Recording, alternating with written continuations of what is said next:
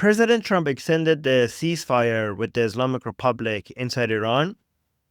And a lot of people are confused of why he did that. Was he just bluffing? Is this him just backing down? Is this a win for the Islamic Republic? What is the strategy here? What about all of the military assets that are coming into the region? Are we going to go back to military operations, or is the blockade right now the main strategy? President Trump posted on Truth Social saying, based on the fact that the government of Iran is seriously fractured, not unexpectedly so, and upon the request of Field Marshal Asim Munir and Prime Minister Shehbaz Sharif of Pakistan, we have been asked to hold our attack on the country of Iran until such time as their leaders and representatives can come up with a unified proposal. I have therefore directed our military to continue the blockade and in all other respects remain ready and able, and will therefore extend the ceasefire until such time as their proposal is submitted and discussions are concluded one way or the other. President Donald J. Trump.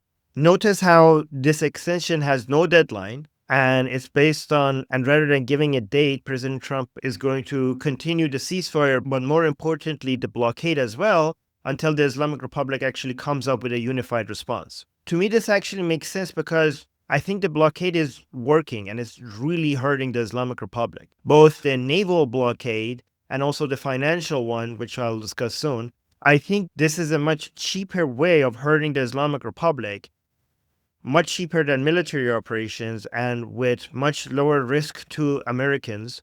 I mean, basically with no risk to the American soldiers, is hurting the Islamic Republic even more than the bombardments, but at that much of a cost from the Americans. Why even stop the ceasefire when you have found a better, more efficient way of continuing to hurt the Islamic Republic? And also, the ceasefire has proven to be very effective at causing division within the Islamic Republic. So why give them an excuse to get united again? Again, remember, when I say united, I'm not talking about the Iranian people becoming united with the regime. I'm just talking about the regime itself and the regime supporters. They are more united during military operations than during ceasefire. And the ceasefire has caused a lot of division and caused an internal civil war within the Islamic Republic. While they're attacking each other, why interrupt them? Don't interrupt your enemy while they're busy fighting each other. Also, the Islamic Republic is in no position to negotiate because they don't have a response. When President Trump has his conditions and the Islamic Republic doesn't have a response to those conditions because they don't agree on the response. So allowing them more time to come up with an unified response means that you're going to allow the infighting to continue. And it's also very difficult, not impossible, but it's very difficult to imagine the Islamic Republic coming up with a unified response because there are many fragments of the regime right now that are desperate to convince President Trump to remove the blockade because this is going to financially suffocate them. And to them, this is more dangerous than the bombardments because if they can't pay their military, if they can't pay their fighting forces, then the whole thing will collapse. That's something that people have to recognize. Is if you bomb their entire air force, their entire navy, a huge part of their rocket launchers and rockets and their military bases, as long as there are people there who are willing to fight for you, they consider themselves winning because they're still standing and they're still resisting. But if they don't have enough money to pay them, then that is what true defeat looks like. And that is why they have to rely on their ideology and people just being loyal to the regime for them to continue their military operations. And I don't think that high of a percentage of the regime supporters are going to continue fighting just because they believe in the ideology. And again, as I mentioned before, the internal divisions and some people capitulating and talking to President Trump is affecting the other side of this equation when it comes to people losing faith in the regime because you're betraying the Islamic values of the Islamic Revolution.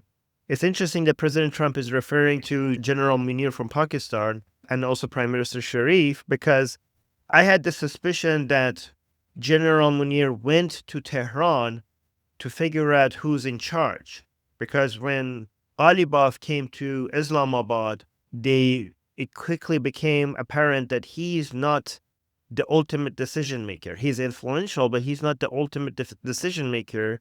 And I think that General Munir went to Tehran to figure out who's actually in charge. And I suspect that what he discovered is that nobody is really in charge. And we just have different important people with their own level of influence, but they're not united. And again, if you want to go through the list of the most important people right now, we have Vahidi as the head of IRGC, we have Ghalibaf, we have Mujtaba right now is not that relevant. Maybe if he wakes up from his beauty sleep, maybe he becomes more relevant, but right now he's not that important. And Abdullahi, the head of Khatam al-Anbiya, is important, and also Zolgadr as an important part of IRGC, but also the head of the Supreme Security Council. These are right now the names that we have to remember. I think at some point Musavi and Najat are also people that we're going to be hearing about more. But again, this was Munir's finding, and I think they communicated to the Americans that you're trying to get a deal from these people, but they're in no position to accept or reject your deal because there's nobody really in charge right now. But I think from President Trump's perspective, this is really not that bad. This is not really bad news. This is actually a really good excuse for why we're not going to go back to military operations. I think President Trump likes the blockades for two reasons. First of all, because it's a lot easier to do. I think President Trump likes the blockade more than the military operations for three reasons right now. One is it's less costly, it's more efficient. Two is that it's hurting the Islamic Republic even more. And three, I suspect that President Trump genuinely doesn't want to destroy more of the infrastructure. He genuinely does care about leaving the Iranian people their resources and their infrastructure so that once all of this is over, the recovery process is easier. If he thinks there's no other way, he is going to go for the infrastructure, but he prefers not to use that option. And I think President Trump just needed an excuse to just continue this strategy that is working, and the Pakistanis just gave him that excuse by just saying these people can't have a response because they're divided. And you would think that maybe not giving a timeline would make the Islamic Republic happy because that means that military operations are not going to happen for a while. But I genuinely think that the Islamic Republic preferred a military operation right now. I genuinely believe that the Islamic Republic thinks that they have their best time while they're fighting and they have their worst time when they're doing diplomacy. And they would have preferred if they went back to military operations, and this situation that they're stuck in with the blockade and no fighting is hell for them right now. Also, this post by President Trump is going to expose the divisions within the regime even more than before, because many regime supporters might not have been aware about this division. Some of them are aware, many of them are not following that, but highlighting this will bring that to the attention of more regime supporters. And I bet that the regime is now going to do more propaganda focusing on this being a lie and that they're united. So I suspect that the state media is now going to put out more messages highlighting how the diplomats and the armed forces are on the same side. And this is just lies by President Trump. I hope that going forward, we could see that the blockade continuing to work and becoming even more efficient because there are still some loopholes. Some shadow ships apparently got through. So just work instead of doing a military operation. If the armed forces focus on making sure that the blockade is complete and impenetrable, then that would be devastating for the Islamic Republic. The blockade is also not just military. It's not just a naval operation. There's a financial side to this as well. That part needs to be complete as well, because even if the Islamic Republic manages to sell some of its oil or gas through, shadow fleets or some other ways, it's important to make sure that the revenue from that sale doesn't make it back to the Islamic Republic. This is why the Operation Economic Fury is the other important part of this. So if you look at what Treasury Secretary Scott Bessent posted, he said, as POTUS had made clear, the United States Navy will continue the blockade of Iranian ports. In a matter of days, Harg Island storage will be full and the fragile Iranian oil wells will be shut in. Constraining Iran's maritime trade directly targets the regime's primary revenue lifeline. The U.S. Treasury will continue to apply maximum pressure through economic fury to systematically degrade Tehran's ability to generate, move, and repatriate funds. Any person or vessel facilitating these flows through covert trade and finance risk exposure to U.S. sanctions. We continue to freeze the funds stolen by the corrupt leadership on behalf of the people of Iran. This last part is very important because that means that they're going to hold the funds for the Iranian people themselves whenever they're free. Also, this shows how the Islamic Republic attacking the UAE is now backfiring because a lot of the financial institutions that the Islamic Republic use to go around the sanctions or find loopholes and basically move funds used to be through UAE financial institutions, and now after they attacked the UAE basically more than any other country during the military operation, and after them attacking the UAE more than any other country, the UAE has cut all ties with the Islamic Republic, and they're now one of the most aggressive countries against the Islamic Republic. So all of those financial loopholes that they had before is now gone. Looking for any other way that they're trying to move the funds and closing them as well. They're going to have a hard time not just selling the oil and gas, but even if they manage to sell any of it, they're going to also have a hard time getting any of the revenue.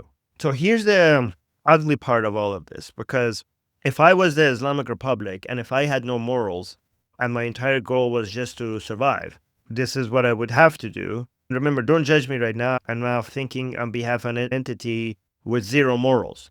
I would now print money more than even before to be able to pay everybody that is working for the Islamic Republic, including the armed forces. The mercenaries will not be happy with reals. They want US dollars. But at least when I print money, I would be able to pay my own armed forces. If I don't have oil and gas revenue, the only way that I could continue paying them is basically printing money at a much higher level than I used to. And even though right now inflation in Iran is at record highs, and I think food inflation in Iran right now is more than anywhere else in the world. But once the Islamic Republic decides to do this because it doesn't have enough oil and gas revenue coming in, printing at this level is going to increase inflation that are much higher compared to now. Obviously, this is going to cause a lot of shortages, a lot of food insecurity. And it's important to talk about food insecurity because many foreigners don't understand how food insecurity in Iran is working right now, because if you go into the streets, into the bazaar in Iran, and you start recording, you could see there's many stores with a lot of food available. And basically, most basic products are available in stores in Iran. And basic needs are available. Food is available. The way food insecurity and lack of access to basic needs works in Iran is not that you're not going to see these items at storefronts. It's that more people will not be able to afford them. Be careful with regime propaganda going out and recording all of these videos with all of these foods, with all of these products at stores. It doesn't matter if they're there if you can't afford to buy it. And that's what the inflation is doing. The inflation is causing more people to experience poverty and also extreme poverty because people's purchasing power is now severely limited. That's the first thing I would do. I would print money. I would also cut the payments to government employees, nurses, teachers, everyone else, and we'll call it a war tax, or basically a war contribution, saying this is wartime conditions and everybody has to contribute. So everyone's pay will be cut. Remember, many Iranians have government jobs, so that is going to hurt a lot of Iranians, right? So at the same time, everything is getting more expensive, and at the same time, the government's going to cut everyone's pay and basically advertise this on state media that everybody has to tolerate this because this is wartime situations and we all have to care for our brave fighters and everybody has to contribute for them to continue. And many mosques and many religious gatherings will start advertising people donating their money for our brave fighters to continue to fight.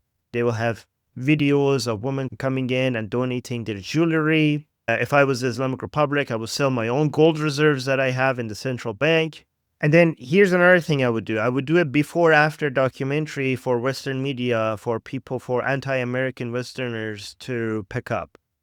For the woke left and the woke right, people like Anna Kasparian, Cenk Uygur, Nick Fentis, Tucker Carlson, people like that.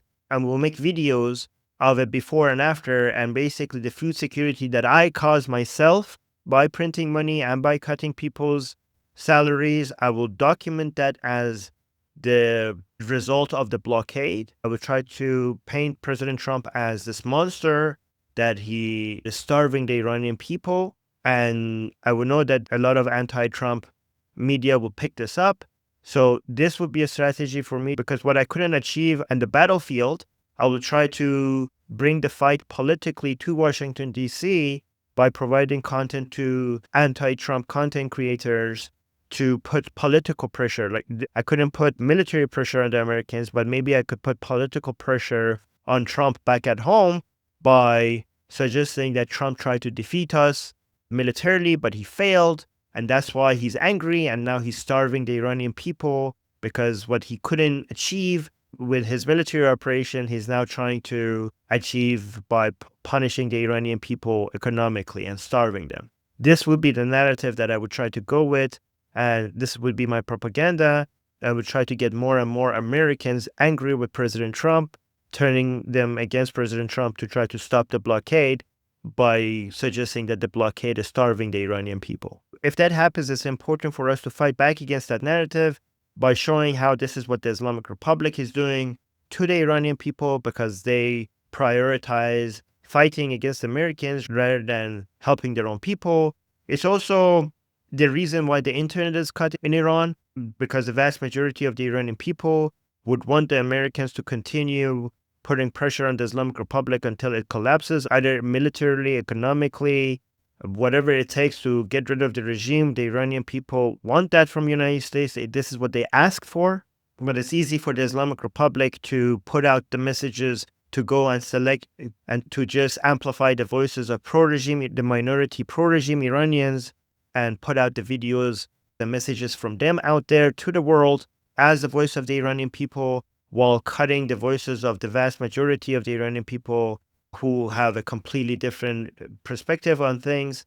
So every time anyone anti-American, either from the left or the right in the United States, it picks this propaganda from the Islamic Republic as a way to attack President Trump, we have to call them out as being tools of the Islamic Republic and taking advantage of the silencing and the censorship of the vast majority of the Iranian people who can't get their voices out right now.